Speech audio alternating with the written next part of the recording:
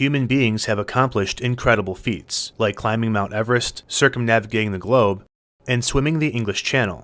Again and again, humans have shown their remarkable physicality and will. However, there are two places humans have no business being: the depths of the ocean and the dark void of space. As we've seen through the tragedy of the Titan submersible, being 2.5 miles at the bottom of the ocean results in instantaneous implosion due to the immense pressure. By contrast, space is void of any pressure at all, as it's a perfect vacuum.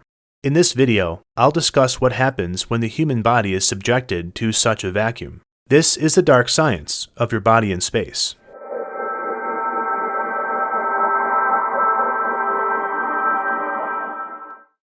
Space is a perfect vacuum because it's void of an atmosphere. But what is a vacuum?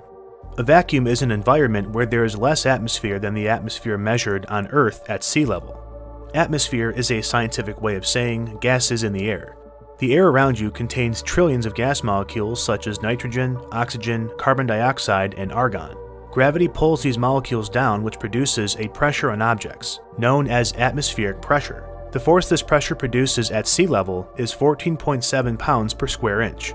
You can think of atmospheric pressure being similar to water pressure in the ocean. At the bottom of the ocean, there is very high pressure due to the height and weight of water molecules pushing down. As you ascend from the bottom, there is less water pushing down on you, and therefore lower pressure. When you're finally above water, the water pressure is zero. Likewise, when you're ascending in the atmosphere, there is less atmospheric gases pushing down on you, decreasing the pressure. Once you're in space, above Earth's atmosphere, there are no gases, so there is zero atmospheric pressure, which is a vacuum.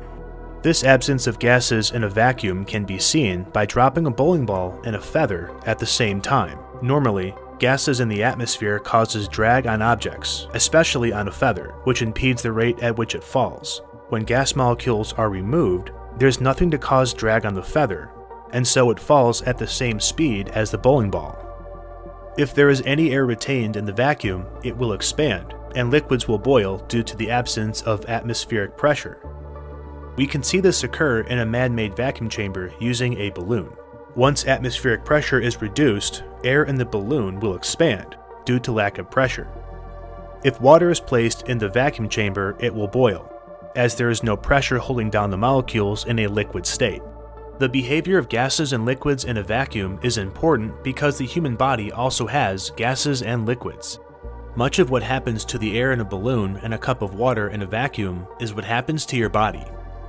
For example, there are gases in your lungs, stomach, and intestines. The body itself is 60% water, not to mention there is water in your mucus, saliva, and blood. All of these gases and liquids are held under pressure on Earth, but in the perfect vacuum of space, they're not. The moment you enter space without a spacesuit, you immediately begin to suffocate. There is no atmosphere or oxygen in space, so you have nothing to breathe in. Any air remaining in your lungs will instantly expand, rushing out of your body, while also rupturing alveoli and lung tissue. Hollow organs that contain air, like your stomach and intestines, will be stretched, and possibly tear apart. Any fluids or solids you have in your stomach and intestines will be forcefully excreted due to expanding gases. Within 10 to 15 seconds of being in space, you will lose consciousness from oxygen deprivation, which is actually good, because everything else happening from here on out will be horrific. Water in orifices like saliva in your mouth or mucus in your eyes and nose will evaporate, causing it to dry out. When liquid evaporates, it also removes heat from the surface, causing ice to form on your eyes, nose, and mouth. With the human body being 60% water, there is a considerable amount of water in your soft tissues and organs. This water in your organs evaporates into gaseous water vapor, causing your skin and organs to expand. It's a common misconception that your blood will boil in space. Your blood vessels retain enough internal pressure to prevent evaporation of blood. Instead, your blood vessels will rupture from expansion of oxygen, nitrogen, and carbon dioxide in your blood. Smaller vessels like capillaries and arterioles will burst first, before larger resilient arteries and veins do. Within 2 to 3 minutes of being in space, you will be officially deceased, as your brain would have been deprived of oxygen long enough for it to shut down. Fortunately, you lost consciousness in the first 10 to 15 seconds. At this point, your abdomen would be inflated like a balloon, and your skin would be swelling, as evaporation of liquids causes a buildup of pressure. Though blood vessels and organs are rupturing and tearing inside your body, your skin may still be elastic enough to avoid rupturing. However, space is extremely cold, with an average temperature of -454 degrees Fahrenheit. Due to the perfect vacuum of space, your body would not immediately freeze, similar to how the coffee in your vacuum-sealed tumbler takes a very long time to get cold. Eventually, though, your body will begin to freeze and crystallize, making your skin inelastic and brittle. At this point, your skin will rupture from internal pressure, causing all the gases to rush out of your body. As a result, you will be a frozen, torn up, dried out husk floating around in space.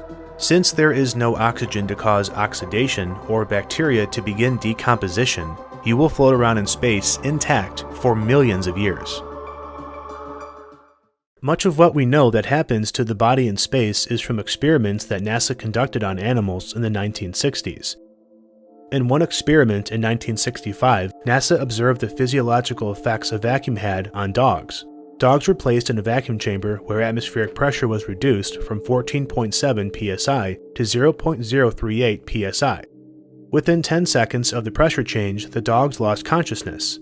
Soon after, their bodies began to inflate, as one researcher noted, like inflated goatskin bags, and forcefully excreted feces and vomit. After 2 minutes under vacuum conditions, most of the dogs had succumbed to the vacuum environment. When the chamber was repressurized, the dogs' bodies deflated back to normal. Upon inspection, ice crystals were found in and around the dogs' mouths, from evaporation of saliva and mucus. Though the dogs were subjected to vacuum conditions, the vacuum was nowhere near the vacuum of space. The pressure in the vacuum chamber was reduced to 0.038 psi, whereas the pressure in space is 1.9 times 10 to the power of -15 psi, or over 1 trillion times lower. As for humans, to date there have only been 2 events where human beings were exposed to a vacuum. The first occurred in 1966. NASA engineer Jim LeBlanc was testing a spacesuit in a vacuum chamber, when suddenly the hose pressurizing his suit became detached. LeBlanc maintained consciousness for only 10 seconds before passing out. Fortunately, a test subject in an adjacent chamber was able to pull him to safety. Jim LeBlanc was the first human being in history ever to be exposed to a vacuum, and was in the chamber for 30 seconds. When asked about the sensation of being exposed to a vacuum, the last thing LeBlanc recalled before passing out was the saliva evaporating off his tongue. The second incident of vacuum exposure had a tragic ending. In 1971, 3 Soviet cosmonauts, Commander Georgy Dobrovolsky, flight engineer Vladislav Volkov, and research engineer Viktor Patsev, manned a flight to the Soviet space station Salyut-1. The crew docked at the space station for 22 days, from June 7th to June 29, 1971. On June 30th, the crew departed to return to Earth. When the descent module detached from the service module, 2 explosive bolts were supposed to fire sequentially, but instead fired at the same time. The force of the simultaneous explosion loosened a valve that controlled internal cabin pressure. Later in the descent, this valve had opened at 104 miles in the thermosphere, causing the cabin to depressurize, reducing the pressure down to 0. Biomedical sensors on one crew member showed cardiac arrest had occurred within 40 seconds of cabin depressurization. The automatic flight system landed the capsule 55 miles southwest of Karazal, Kazakhstan, 25 minutes after depressurization. Upon inspection, all 3 crew members were found deceased. The cause of death was asphyxiation. Autopsies revealed internal bleeding from organ expansion and ruptured blood vessels. It was estimated the crew was conscious for no more than 40 seconds after depressurization. To date, the Soyuz 11 space mission is the only incident where humans have died in space. In summary, if you're ever exposed to the cold, dark vacuum of space, you will immediately start to suffocate due to absence of oxygen.